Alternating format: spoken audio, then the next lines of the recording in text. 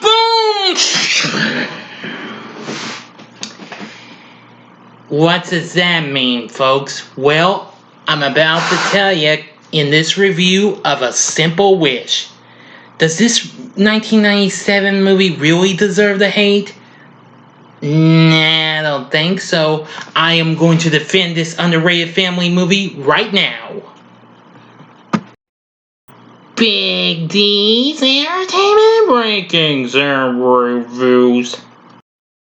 So greetings, my fellow YouTubers, and welcome to Big D's Entertainment Rankings and Reviews. My name is Duel, better known to y'all as the Big D. So this time around, I bring to you a review of the 1997 children's fantasy comedy film. It's kind of a family movie, but it's more a children's movie. A Simple Wish, released by Universal, directed by Michael Ritchie, being his last film. Now, Ritchie was best known for directing movies including the original Bad News Bears, as well as the Fletch movies with Chevy Chase, Cops and Robertsons, The Golden Child with Eddie Murphy, plus several other movies. Anyway, the film focuses on a bumbling male fairy godmother named Murray who is trying to help a little girl named Annabelle fulfill her wish that her father, a carriage driver, wins the leading role in a Broadway musical. Now, I know this film got dissed and what have you, but like I said, I am defending this movie. Anyway, we start out by seeing our main hero, Murray, trying to take a test with all the other fairy godmothers and what have you. And soon, we meet up with this carriage driver named Oliver Greening, played by Robert Pastorelli. Well, he's rejected from a coveted performance in a musical version of A Tale of Two Cities for simply not being a bankable performer. Well, but after his daughter Annabelle, that's Mara Wilson, who the previous year played the title character of Matilda, and of course we know her from Mrs. Doubtfire and the 1994 remake of Miracle on 34th Street, attempts to get her big brother Charlie, played by Francis Capra, to believe that the Tooth Fairy exists. But he says that's just bull and what have you. Yeah. Don't worry, you don't hear any songs. It's PG movie, thank you very much. Anyway, Murray appears right after Charlie's gone to sleep. Well, Annabelle wants to wish for her father to get the role. But Murray suddenly remembers he's late for an important engagement and promises to return to grant her wish later on. Now, legendary actress Ruby Dee plays Hortense, the head of all fairy godmothers. She's holding the annual meeting of the North American Fairy Godmothers Association, or NAFGA. Well, due to Hortense's rule, all the fairy godmothers must check in their wands before their meeting. However, they are in for a rude awakening when former fairy godmother turned witch Claudia, that's Kathleen Turner, shows up uninvited and intends to steal all the wands. Well, apparently, she gives Hortense's receptionist, Rena, played by Terry Garr, who we all know from Mel Brooks' flicks and what have you, plus a lot of others. Well, kind of does give her a witch's apple, a la Snow White. That puts her to sleep. It's no poison one, but it puts her to sleep, though. But soon once Hortense catches her, she turns the head fairy to a paper thin,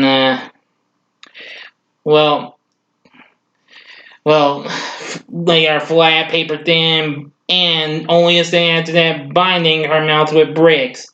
and locks all the fairy godmothers downstairs on her way to stealing the wands. With the aid of her terrier turned lackey, Boots, played by Amanda Plummer. Yeah. But Murray, however, arrives at the meeting late and never checks his wand, leaving it as the only one that Claudia doesn't have. Well, but however, Annabelle realizes that Murray left his magic wand behind and decides to return it to him. But unfortunately, Charlie breaks it. So, while Annabelle's trying to fix it up at school, but her teacher catches her in the act and what have you. But she catches up with Murray, Annabelle does. And, well, they decide to get her to where she needs to be. And as he says, one of my favorite lines, "Have wand, will travel." I gotta tell you, Martin Short is absolutely a crazy fairy godmother. Murray is absolutely a real funny character. He's absolutely funny. Anyway, they used the broke down wand, by way of a misconstructed spell cast by him to get out of there quickly, and they go to Nebraska. Apparently, they arrive because Annabelle really wanted to go to the Plaza Hotel, which of course we know that's biggest hotel in New York City. If you've seen Home Alone 2: Lost in New York, but they encounter Plaza Motel, run by this crazy dude who wears his brother's shirt, and his name is Dwayne. He's the selfish owner. Draining with a shotgun, spraying out his tobacco. But I like the way he's doing. I was like, let me see that. It's crazy.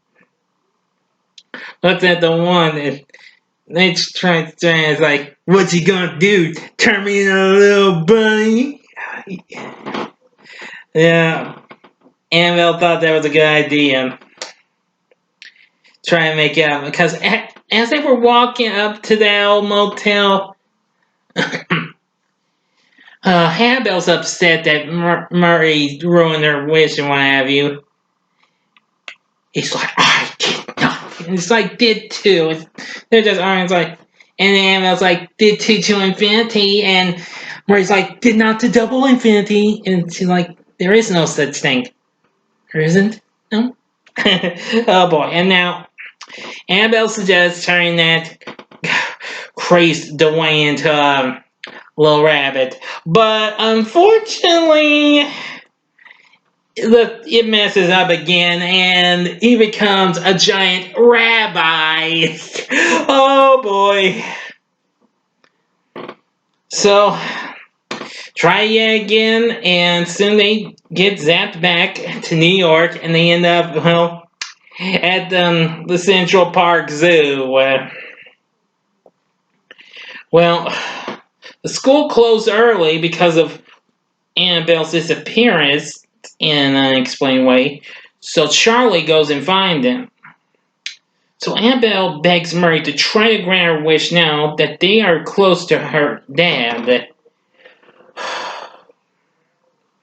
But, you guessed it, due to another mishap by Murray, Oliver is turned into a statue, His carriage is turned into a pumpkin, and his horse. Yeah, this was kind of reverse Cinderella thing. His carriage turns into a pumpkin, and his horse Duchess turns into a little mouse.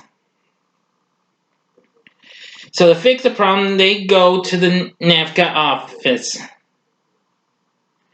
Well, so apparently they ask for the help of Hortense, but she's still under the effects of Claudia's spell.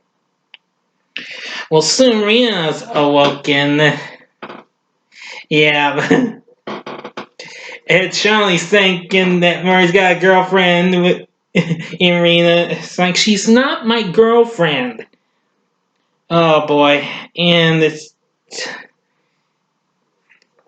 Well, right once they manage to break off the bricks from Hortense's mouth, he explains that no fairy could have done this. You see, this is the dark stuff. This is witchcraft.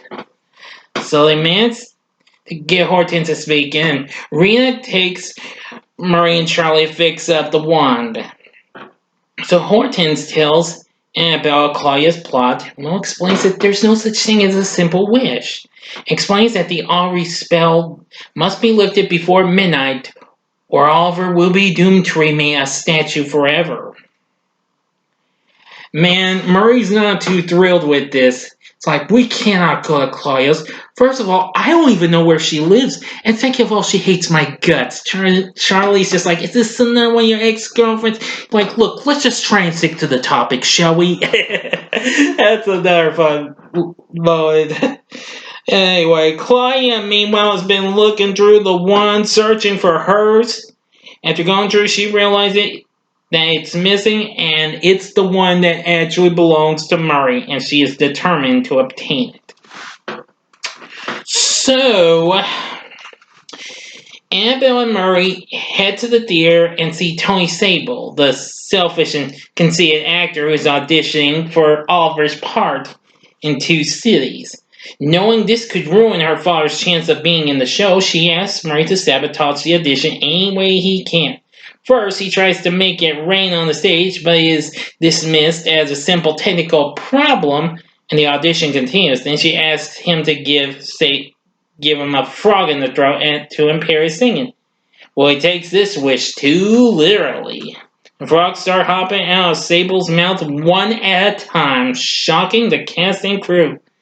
They celebrate, but Sable still gets a part since Oliver has not shown up. But if that wasn't enough, Boots shows up because she's been looking for Murray. Finds him. And Murray mentions the story of Brer Rabbit to Annabelle, and together they beg her not to take them to Claudia's lair so that she will. So it's like, I'm taking you to Claudia's. To Claudia's?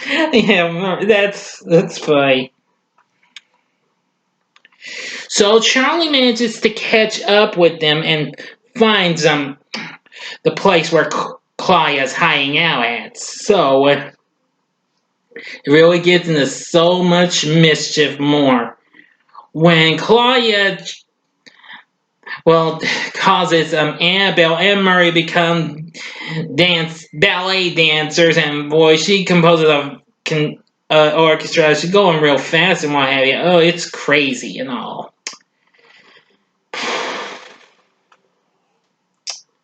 So she demands to tell them where the wand is. So she does the ballerina thing when Murray tries to persuade Annabelle not to tell her. But as punishment, she does this. Makes him dance uncontrollably until Annabelle agrees to tell her. Okay, I'm going to get to the last bit of it. You got 5 seconds to stop this video. Go to the description box. Fast forward to avoid any spoilers. Here we go. Okay, you've been warned. Well, apparently, Annabelle is able to keep Claudia distracted until Charlie can return with the wand. And, well, but apparently, as Boots is trying to destroy all the others and what have you. Well, and Claudia is really causing some chaos and threatening to take care of Murray by turning remove it, causing his bones to vanish, like a I don't know. It's hard to explain, folks. Oh boy. But soon, Charlie manages to roll the one over, but Murray's too late. Claudia gets it, so she decides to figure out what to do. But, however, Boots is really wants to be a true partner to Claudia, but she thinks it's just a bunch of, and turns her back into a terrier. Yeah. So, with all that, Boots bites her and goes after him, and Murray has Annabelle and Charlie get the wands out, and soon Murray decides to do something to get the wand back. He wins Boots' allegiance long enough to convince her to give him the wand. Yes. Claudia attempts to attack him, but Murray is able to pull a fast one to trick her by having her magic backfire by drawing her into a mirror, which is, I'll get to that when I say, oh, mirror, mirror on the wall, now who's the smartest of us all? She just yells, I am. Mirror starts great, we are. Here's a taxi. It's like, goodbye, Bootsy. I think it's time for a little quiet reflection. So they get to the taxi and head off to Central Park and try to restore Oliver. But Annabelle has a little idea, since the spell almost didn't quite really work, but while holding hands with each other, they could actually break the spell. And it worked just at the last minute. Everything's back to normal. And soon he's given the part of Sable's understudy thanks to a producer who enjoyed his audition. In order to finally grant Annabelle's wish, Murray appears backstage and causes Sable to slip on a bucket and twist his ankle. The resultant temper tantrum gets him fired, and Oliver, his understudy, is cast in his place. So Charlie and Annabelle watch the show with Murray and the other fairy godmothers, including Hortense, who is now free from Claudia's spell. And that's that. That is the end, my friends. So, what did I think of A Simple Witch? I'm gonna say it's cute and it's funny and all. Again, I know critics weren't impressed with it. I understand. I'm an understanding person. But I absolutely love this movie. I've watched this numerous times. I watched it not so long ago on Movieplex. I gotta say, if you really want to check it out, go ahead. Give it a try. This is a bit of a recommendation. You may like it, you may not. You be the judge, okay? But like I said, it's absolutely funny, and like I said, I do enjoy it. Some of the story wasn't too bad. I love the performances we got from Martin Short and Mara Wilson, and of course Kathleen Turner was absolutely great as Claudia. So anyway, and that shaboom thing, that is the magic word that Murray does. Shaboom! And yeah, crazy, man. But anyway, what did you think of A Simple Wish? Please feel free to tell me in the comment section below. If you liked the video, click the like button, subscribe to my channel as well, and be a part of the Big D Nation. And join me again next time when I continue the Problem Child series. But anyway, if you liked what you saw, you can check out some of these other fun things. Now, In the upper left-hand corner is my review of my favorite Rugrats movie, Rugrats in Paris, the movie. The upper right-hand corner is my recent review of Problem Child. And if you want a little more magic in one of you, go to the bottom left-hand corner for my special back-to-back review of the Mary Poppins movies I did last year. And the bottom right-hand corner is the button you can click to subscribe to my channel. Thank you again for watching. Until next time on the Big D Sing, see ya!